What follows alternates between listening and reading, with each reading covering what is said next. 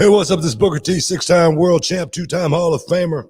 Got my man Brad Gilmore here with me, and we getting ready to do this thing, man. I'm talking about champagne wishes and caviar dreams. So, guys, want to, everybody in the chat, man, wake up, because we're getting ready to do this thing, man. And I tell you, I've been going all day, man. I've been going all day. I got up this morning, took the wife to the airport. She got a big role that she booked, and it's a TV role, but I said, baby, this is movies. You know what I mean? This is a movie. You got a movie.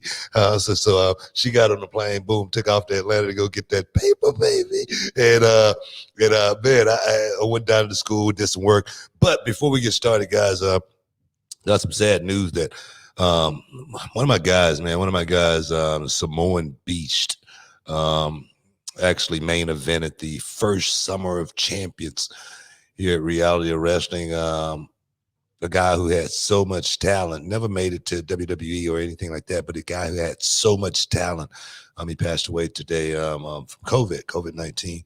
And I just want to say, man, my thoughts and my prayers are with his family. Just let you know how serious the thing is. Beast wasn't an old man or anything like that. And he succumbed to, this disease. God, this is serious. Mask up, do everything you got to do to, think about your fellow man. And there again, my heart goes out to his family. Yeah, Michael Faith was around the Texas scene for a while. He, I remember, and tell me if you remember this, when Beast first came in. Well, he came in under a different name, and Booker just kind of said, "No, you're the Samoan Beast," and you put him with your brother Stevie, and that was Stevie Ray's first big client of Stevie Ray Incorporated, right? Yeah. And I remember what Michael would do, what the Beast would do, is his big spot was he would do the springboard moonsault, right, off the second rope, the lion salt, essentially the Jericho lion salt. But the reason why it's so impressive is he was all of 320 pounds legit, right? 350, man. I mean, maybe 350. Beast was a big man to be able to go out and do. I'm going to post some of the stuff Beast did with Reality of Wrestling, just in memory, because he's a guy that went out there and worked really, really hard. He worked at a high level, very, very talented. There again, a 300-plus man doing a lion salt like I used to say back in the day, with the greatest of ease.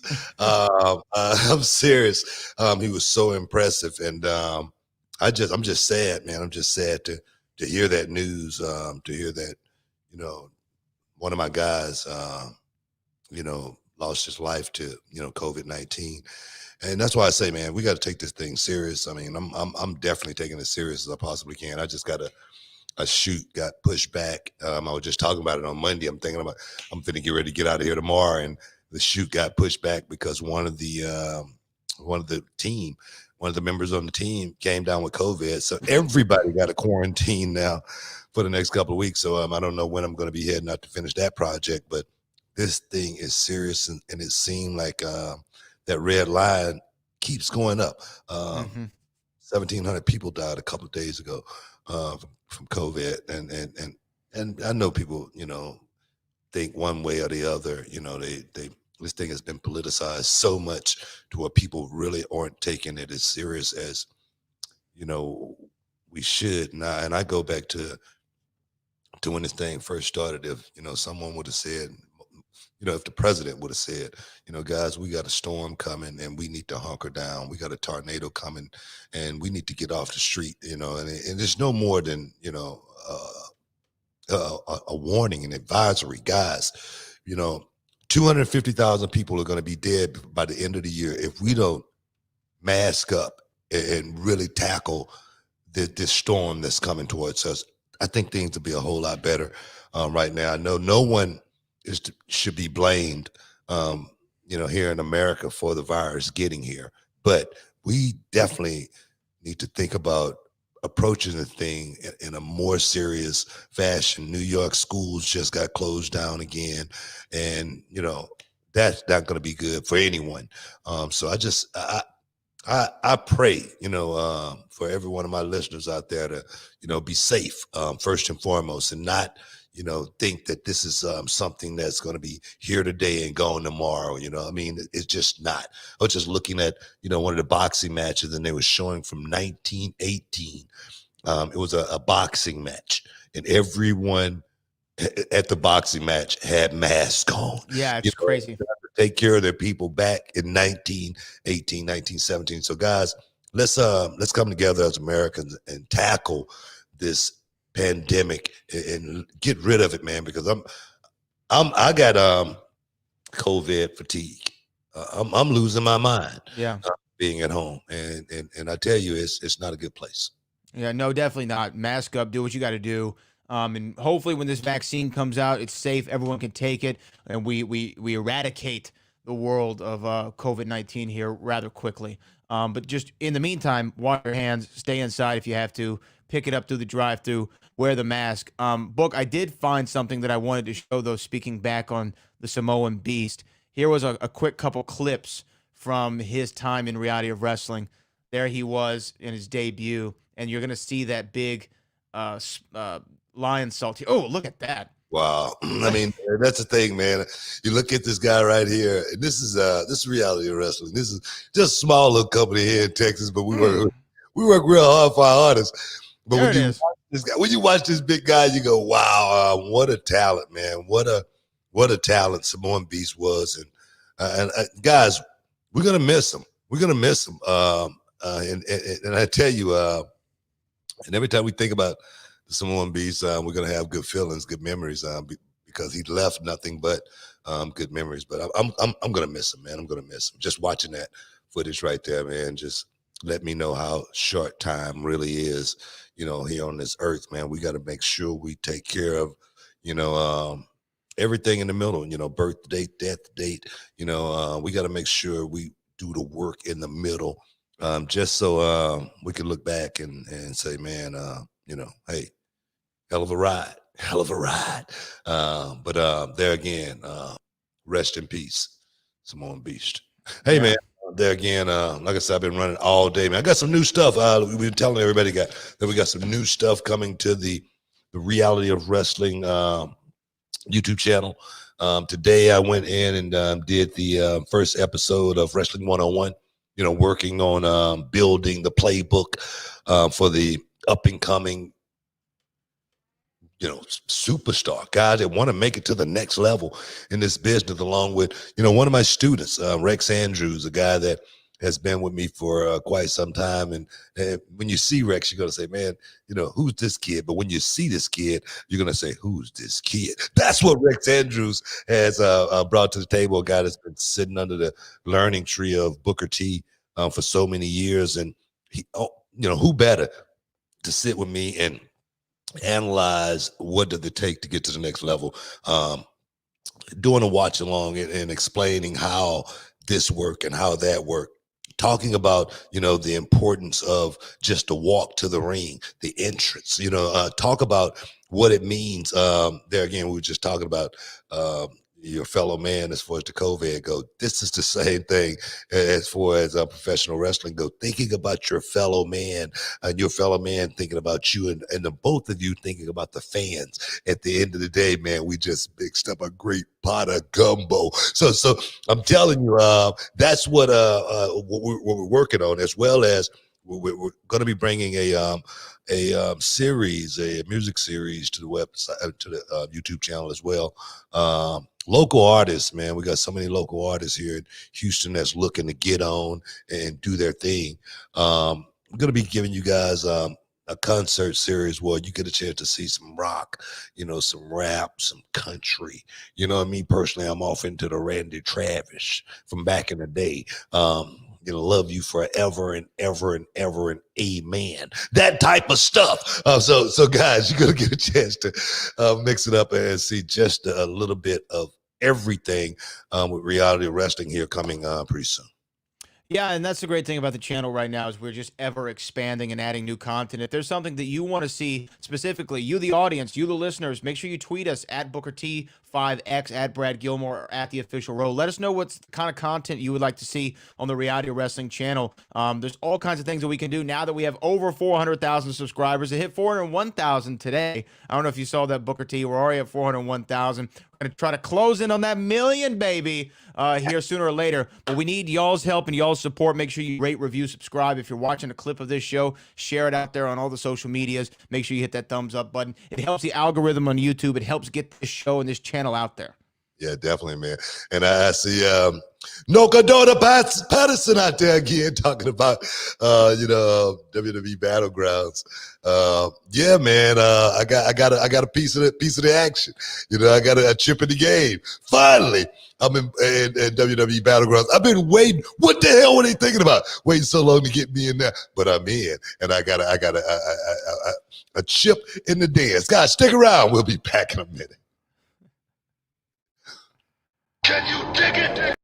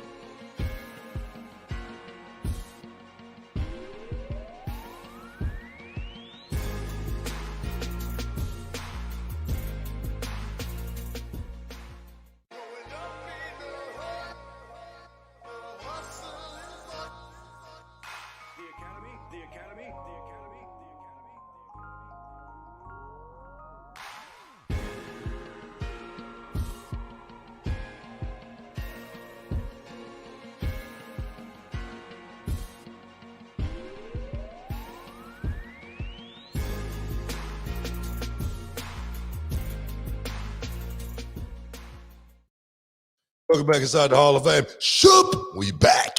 And I'm feeling good, man. I'm trying to kick out. I got a little smoothie going right here. I started to make some of the Juan Valdez, man, but I hadn't eaten a whole lot today. So I said, man, I better not make no one. I just better go with the smoothie route. I'm not as hype right now, but I'm getting there. Brad, you said you had something you wanted to talk about. No, yeah, I do, but I want to show you that real quick first, though. There it is. The WWE Battlegrounds still Booker T. They kind of got your entrance down there a little bit. I'm gonna tell you right now, the right toe is the signature of Booker T.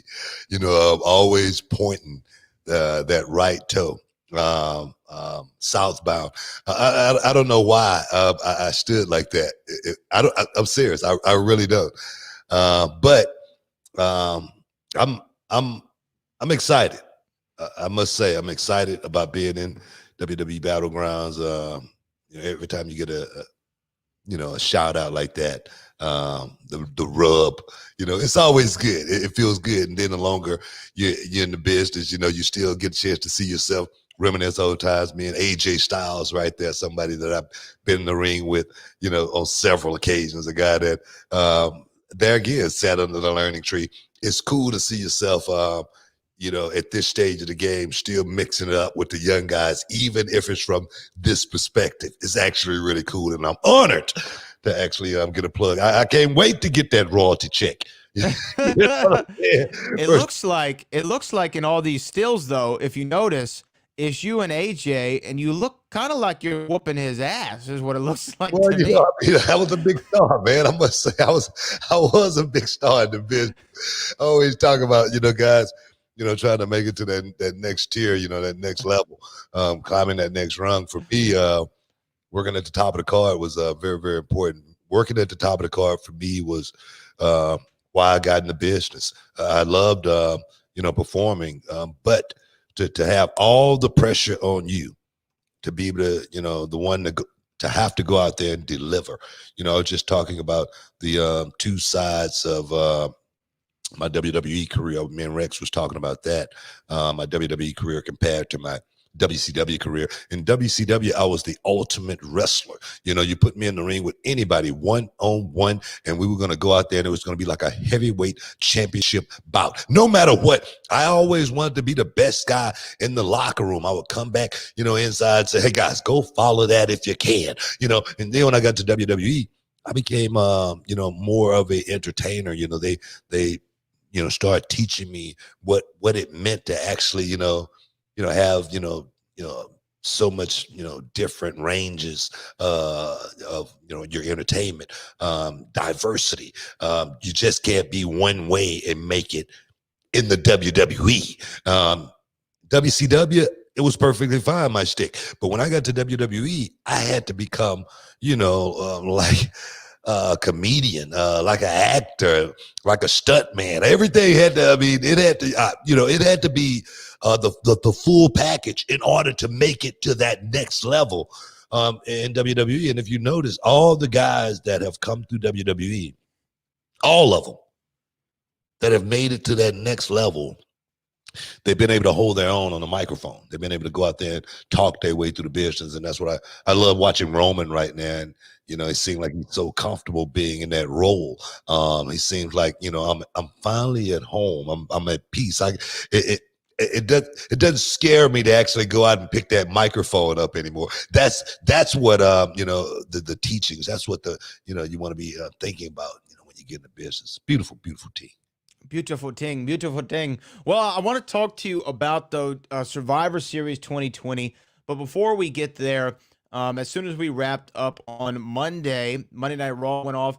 Main event: Randy Orton versus Drew McIntyre for the WWE Championship, and kind of, in my mind, a shocking move. Drew McIntyre now recaptures the championship, and it goes back to what we both said a couple of weeks ago. It's better than being a one-time champion, a two-time champion. He becomes the two-time WWE champion, beating Randy in the main event. What did you think overall of the match and the decision to go back with Drew? I thought the match was good. Before the match started, when Drew McIntyre walked out and he had the big sword. Oh, that was sweet. Reminded me of King Booker when he came out with the big sword, you know what I mean? But it goes back to SmackDown a week before, actually, when Drew McIntyre came out on SmackDown and confronted Roman Reigns and said, you're not going to be going against Randy Orton Survivor Series because I'm going to take that championship away from Randy and you're going to be going against me. I'm the guy now. I like that story right there. I like that story as far as, who is truly the big dog in the WWE now. I mean, with the Undertaker on his way out, okay, Kane, he's departed from the company, being the mayor now. Braun Strowman, he still has a long way to go as far as stepping up and being, that guy, that main event talent that we're going to look to run the company for the next, 5 years or so. So what two guys are you going to look at? Randy, he's a guy that's already in place. He's a guy that's already got the stamp. What two guys you're going to think about as far as being the guy that's going to be looked at as the WWE big man, which they always had over the next 5 years? It's either going to be Drew McIntyre or it's going to be Roman Reigns. So for me personally, I like this matchup. A lot of people aren't looking at it from that perspective. But when I talk about it, I'm talking about things from a promoter's perspective. I'm talking about it from a business perspective and how we are going to line this company up for the future more than anything. And Roman Reigns, like you said, I'm back. I'm the guy. Drew McIntyre, a guy that's made big strides over this last year. Since he made his comeback, he's made big strides. And for him to be in that position is great. Now, I say throw Bobby Lashley in the mix, and then we got something, because, Bobby is the guy that's, seemed like, he's always left out at the table. He's always picking up scraps. That's what I said. I asked my dog, hey, Shogun, you want some scraps? You know what I mean? She always wants some scraps. You know what I mean? So, put Bobby at the table. And then what I see there is a triple threat like we haven't seen in quite some time. A triple threat in the WWE with, Drew McIntyre, 268 and a half. Roman Reigns coming in at 254 and a quarter. And then you got Bobby Lashley coming in at 261. We got a real triple threat heavyweight bout right there. Something that, which for me in my eyes, as far as a triple threat, that's a throwback. You know what I mean? That's something that we haven't seen. That's prehistoric, you know. But we got the three guys to actually get it done. And I'm just saying, throw Bobby in there. I'm talking about from a pitcher perspective. As far as guy, you look. I want a piece of the action too. I want one of the. Look here, I want the big goal. All right, World Championship, Universal Championship. I want my name to be in that picture. You know, so I think it's time to inject, you know, someone like Bobby Lashley to the fold, maybe after the thing is over with. You know, maybe it doesn't, you know, finish, and maybe we just add another monkey in the wrench. Yeah, I like where you're going with that. I do. I guess when I think about it, though, I think about kind of when you talk about from a promoter's standpoint, what in your mind, what was the logic of having Drew drop the title to Randy just for a couple weeks later to get it right back? That's what I guess I don't understand. Not that I want to clear myself. No, not that ahead. not that I don't mind that Drew's the champion again. I think that that's great, and I think Drew McIntyre as the WWE champion should be the path that you go forward. But just why do you think that they made that decision so rapidly? Because Randy was like champion for maybe 2 weeks, 3 weeks, something like that. Yeah.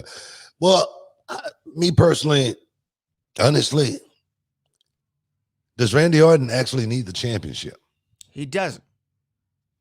So I question, you know, putting the championship on Randy, other than, you know, pad his stats, you know, make him, you know, get a little bit closer to, you know, being, you know, 15 times, 16 times, 7, whatever, you know what I mean? Mm-hmm. Still being in the conversation of a guy who may be, you know, the greatest, one of the greatest that ever, you know, stepped inside of a WWE ring.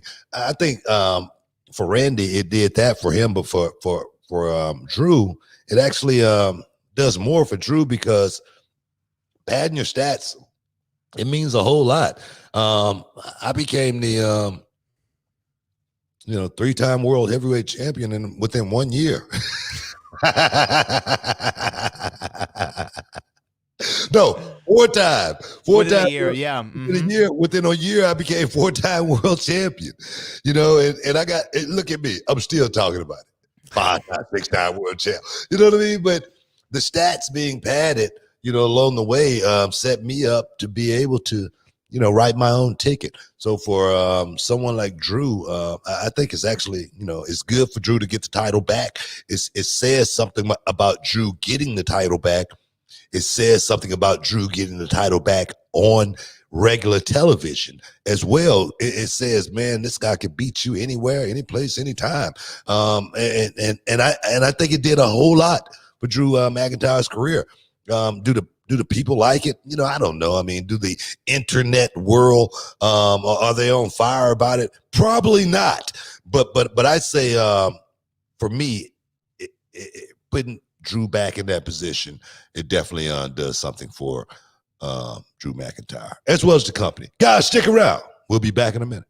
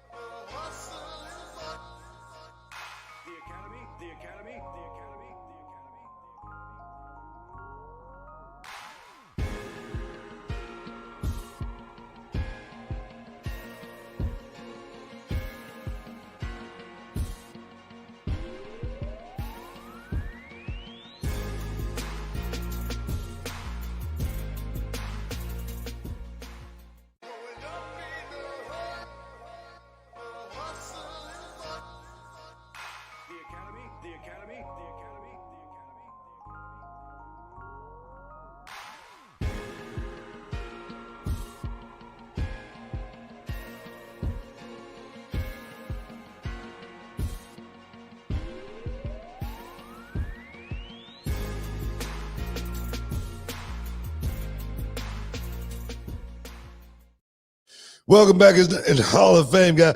I was just looking at the chat line here, and something came up. It's who was that? Malik. Malik, let me find it. Malik Mabi. Oh, Malik Mabi. He was talking about telling him about Moonshine Mantel.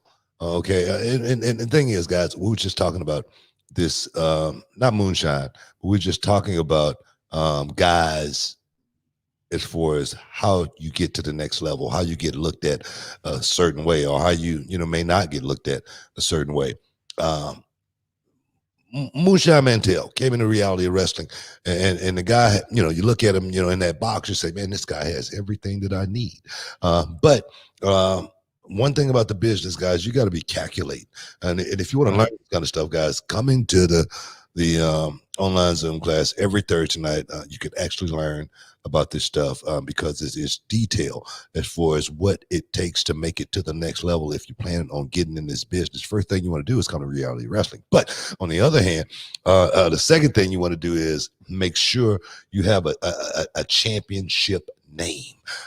Moonshine Mantell didn't resonate with me, as far as being the champion, because I don't see my champion as a guy drinking a lot of moonshine, a guy representing moonshine. But it's just because it's outdated. It's not what we are today. But Moonshine Mantell became champion in reality of wrestling as Mantell.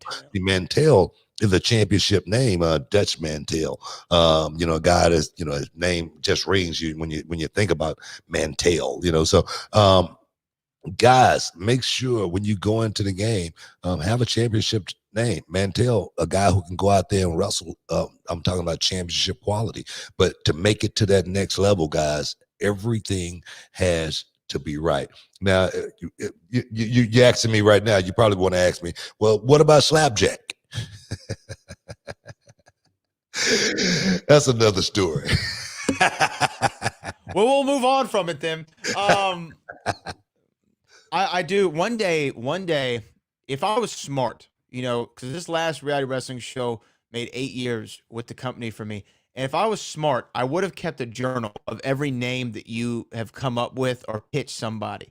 That would have been maybe one of the greatest books ever written, of just the names that we've thrown off the cuff, things you've just dawned people. Even stealing all the old school names like Gino or Gustavo Mendoza. Who came up with the Samoan Beast? It was you. Exactly. Exactly my point. You're like, okay, this guy's a beast and he's Samoan. I got it. The Samoan Beast. Oh, we had the Samoan Bulldozer already in Umaga. That's right. Right. Yeah. I just playing off of Umaga, man. Now tell the story of when you named, so Ember Moon, when she was in reality of wrestling for a while, she was Athena. She became Athena, but at first she had a different name, and I think that you freestyled it. Trouble. Yeah, she became Trouble, when the commentary was going down or something like that.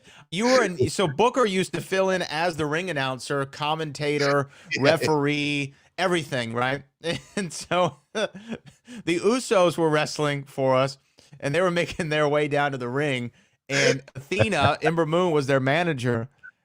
And as she's walking down, I forgot what they went by at the time, but you essentially go Jimmy and Jay, huh? Yin and yang.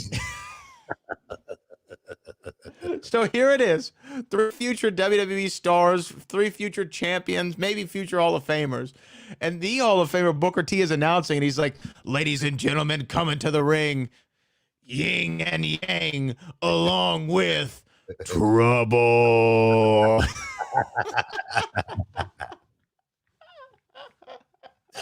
Hey man, Trouble was a good name, man. You know what I mean? Because Trouble is just a nickname. You know what I mean? You can add more to that as you go along.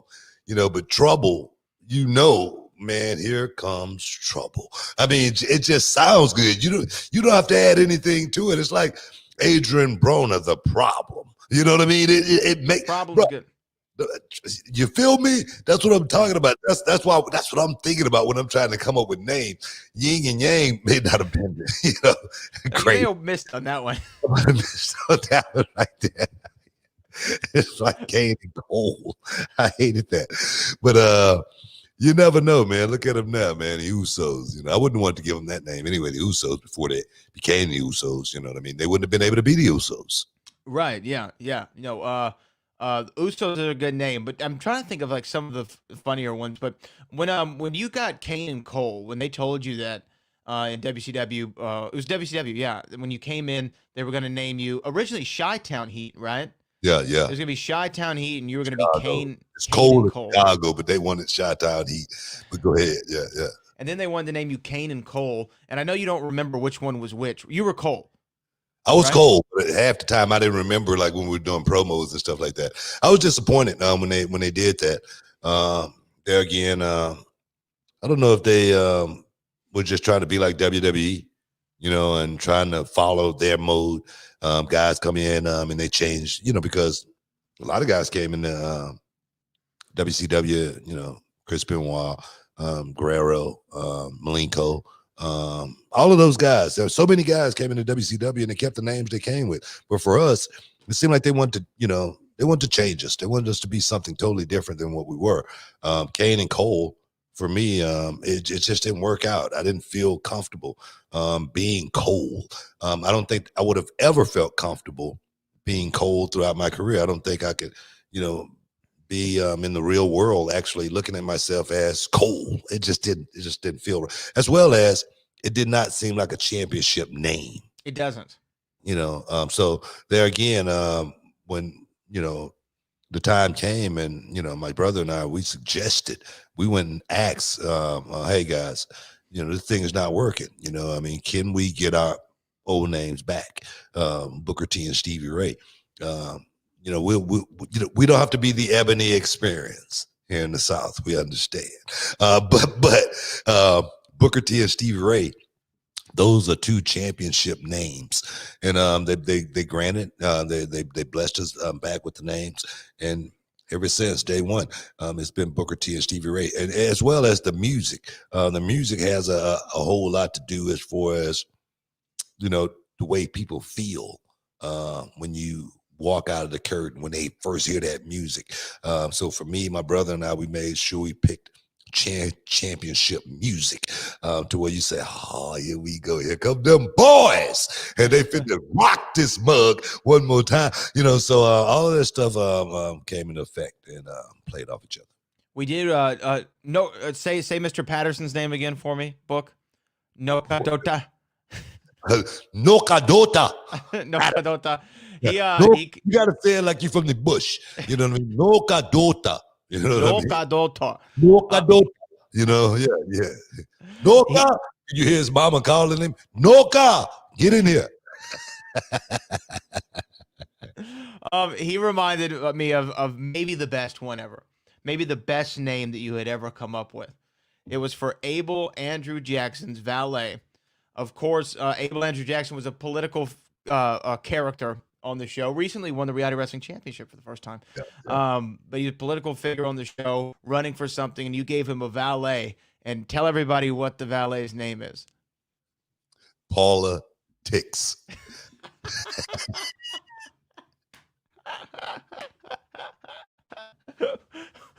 Yeah, wait, do you get it? That's a good one, man. Politics. That's a good name. I like that name.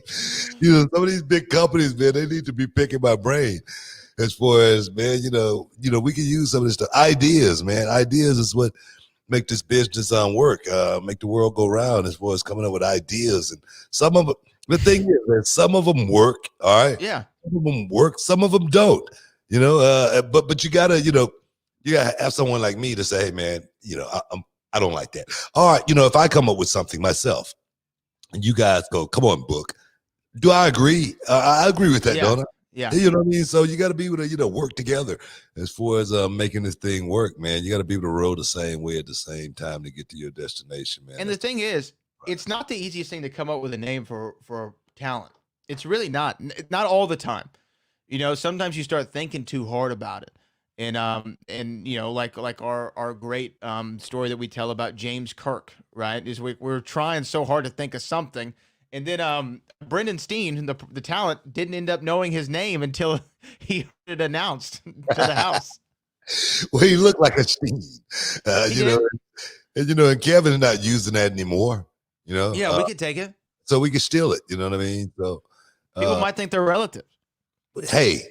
That's like what? Von Erichs. I had a guy when I first started, I called him you know, and he was MVP's little brother, you know, and his name was Victor Imperial Porter. And I tell you, man, if he had any sense, he would have ran with that to the bank, and he'd still be making money right now today, man. But yeah, but he got cold feet, man. I put him in position, made him champion, and I think that killed his career from the beginning, man. I'm sorry.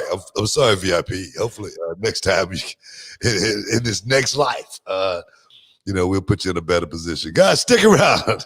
You're in the Hall of Fame. Hey, what's up, guys? It's Booker T, 6-time world champ, 2-time Hall of Famer, and this is for all up-and-coming professional wrestlers, male and female. You want to know the ins and outs, the do's and don'ts. You got a question, I got the answer. If you want to know how, join my masterclass. Go to realityofwrestling.com for all the information. Starting on Thursday and every Thursday after that, guys. Don't miss out. Don't get shut out. And I know you can dig that.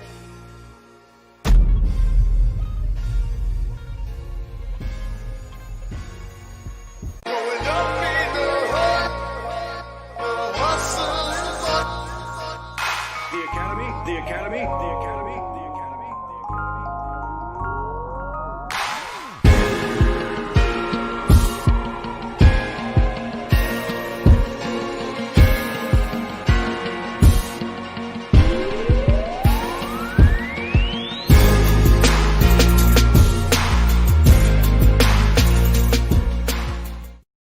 Welcome back inside the Hall of Fame, guys. Shoop, we back one more time. Hey, guys, big boxing match going to be going down December 5th. Myself, and Brad, we're scheduled to be there. Right. We're scheduled to be there, man. Because like I said, right now with everything, with this uptick, I'm scared. I gotta say, man, I'm a little scared. You know, I don't know about you. I don't know about I'm feeling it again. But Danny Garcia, Errol Spence is going to be stepping inside the square circle. Errol Spence coming back after the horrific car accident that he had, you know, a few months back, and you know, we're going to find out if Errol Spence still have, you know, what it takes to go out there and do his business. They call this young man the Truth, and we're going to see exactly, you know, is he that on the 5th, whether it, you know, be in the arena or it be on television. I'm gonna be watching.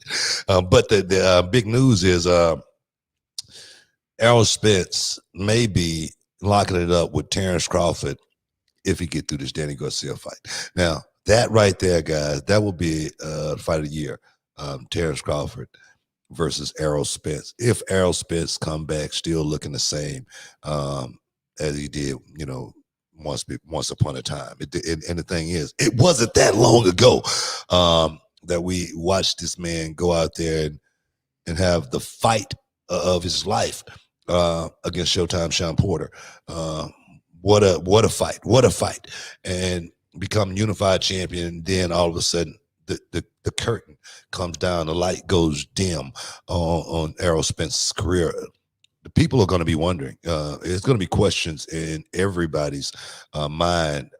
Do Errol Spence still have the juice? Do he still have that same, you know, it factor? Is he still special? Extraordinary. We're going to find out if Errol Spence is at that point, because me personally, I would love to see a Crawford versus Spence for all the marbles. We're going to find out. It could happen. It could happen. You know, you got the two lefties or one guy who can go both ways. It'd make it for an interesting fight. Always enjoy that. But before we get out of before we actually move on and talk about any more boxing, I do want to talk a little bit about Survivor Series 2020 going down this Sunday. Are you there? Are you in the Thunderdome this Sunday? I will be in the Thunderdome, man. Okay. You know, when you're in the Thunderdome, we're in the bubble. You know, and then I went and got one of them new masks like you got. So I feel a little bit more comfortable. I didn't get the exact same kind like you got. Nice though, right? You know what, man? It's actually a good looking mask. You know, it actually make you feel cool. You know, when you got it on. You know, so I'm like, man, I'm good. I can do this. You know, so yeah, I'm gonna be inside the Thunderdome, man. Of course, we're gonna be honoring the dead man, the Undertaker, the last ride. So I'm looking forward to being there just to see, a bunch of the old guys. I was looking, on social media, and they was talking about, Kurt Angle's going to be there. Godfather, he's going to be there. Savio Vega. Savio Vega. I'm actually excited to see Savio, but continue. But you know what? I'm excited to see Savio because him and I, we always had a really, really good relationship. So I'm looking forward to seeing a lot of the guys. JBL, of course, is going to be there. So I don't know who else they're going to bring out the woodwork, man. I'm sure Teddy Long is probably going to be there because make a tag team. Because somebody's going to be going 1-on-1 with the Undertaker. Exactly. So I'm so looking forward to being there. I don't have to go in until Saturday. My testing is until Saturday evening. So I'm looking forward to getting in, having some fun, doing the pay-per-view on Sunday. But it's gonna be good. So let me get your feedback on a couple of the matches that we're going to see. We already talked about the main event, Drew McIntyre versus Roman Reigns. But let's go with the women's main event, champion versus champion. Asuka is going to be taking on Sasha Banks. The boss has been on a roll. Her episode of Mandalorian just dropped. She had a new line of shoes that just came out, sold out in 2 minutes. She's on a roll. What do you think of this matchup between these two ladies? The matchup is going to be good. Of course, Sasha's a A1 worker as well as her opponent. So Asuka is capable of going out there and having a 5-star match on any given day. I'm sure Sasha's on a high right now, doing that movie and whatnot. But it might be one of those highs like Conor McGregor. You never know. No, I'm serious. No, what are you thinking about? I'm talking about Conor McGregor going fighting Floyd Mayweather and making a boatload of money. Sasha going doing Mandalorian. Everything changed. That's a game changer, bro. That's a game changer. That right there let her know that, man, there's life after wrestling for me. It's several things that I could do, and I implore the young guys on that roster to be taking notice of, someone like a Sasha Banks who's been able to parlay what she's doing now with the wrestling into something else. And then that can lead to something else. And next thing you know, you got your own brand, man. You could write your own ticket more than anything. And it's at the end of the day, it's a business. And I appreciate, what Sasha Banks has done. And she's done it. I must say, I'm not gonna sit here and sugarcoat it or anything like that. She's done it her way, and it all have predicated around one thing. The one thing that I talk about all the time: talent. If you got talent, cream always rise to the top. That's just the way it is. It doesn't go any other way. So it's the little bitty things that she goes out there and do, the intangibles. And there's so many of those as far as the intangibles go. If you want to learn about the intangibles, get on my Zoom class on Thursday night, guys. Wrestling. I know that was coming. But no, I'm serious. Those little bitty things, man. And I say it all the time. It's like the wind, man. It's like the wind. You could feel it, but you can't touch it. You can't grab it, but you know it's there. And that's what separates the good wrestlers, the good entertainers, the good performers from the rest of the guys on the card. What you got next, kid? Well, here are two of your favorites. Bobby Lashley, the Raw United States champion, going one-on-one with the guy who was number one in your Fave 5 a couple of weeks ago, Sami Zayn from SmackDown, the IC champ. I'm looking to see how this thing gonna play out. All right, I saw Sami Zayn just come out there, and I'm not gonna even say it. But Sami Zayn is a guy that's moving up. He's a guy that's very, very entertaining. He's a guy, if you put him out there with the right person to work with, you might end up getting a classic. I'm serious. Yeah. I'm hoping Bobby is that guy to go out there and be able to take Sami Zayn to a different place, opposed to just going out there and, just working the match. I need you to go out there and make me feel a certain way. And hopefully they'll be able to pull it off. I'll be watching. All right, and then I think we have the two. Here's the thing: we have the two 5-on-5 Survivor Series matches, but I want to get your opinion because we haven't talked about it, and it's happened I think now 4 or 5, maybe 6 times in a row. This whole thing going on with Lana and Nia Jax and the announce table spot seems to be happening every single week. What you as the promoter, what do you think this builds toward? Because they're on the same team. Do you think that it'd be possible that Lana, shows up and shows out for Team Raw, and she says that I got the heart, I got the spirit, and I am going to be the sole survivor for Team Raw? Or what do you think it's building to? I don't know what it's building to, but we're talking about Lana. All right. Lana is right now she's unbreakable. You can, keep knocking me down and keep knocking me down, and I'm going to keep getting up. I got to give Lana big props, man, because honestly, after Rusev left, she could have folded to 10 and say, man, I'm up out of here. But Lana wants to prove that she is the best female in that locker room. And the thing is, whether she is or whether she will ever be, in her mind, that's where she's trying to go. And so for me, everything that Lana's doing, I'm down with it. Letting everyone know that no matter what you do to me, you're not gonna break me. I'm not gonna run away. You know what I mean?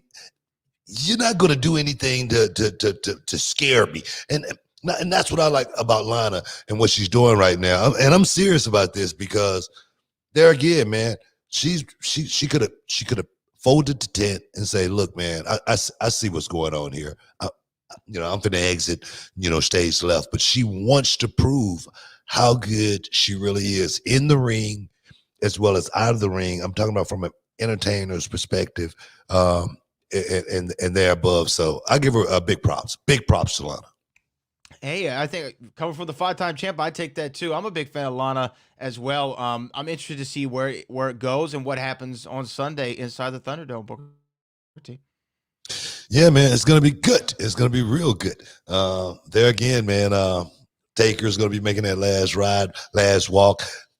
Supposedly, you know what I mean? don't get me started.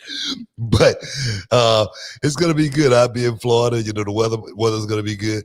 I might even take the sticks. Hey guys, stick around. You're in the Hall of Fame. We'll be back.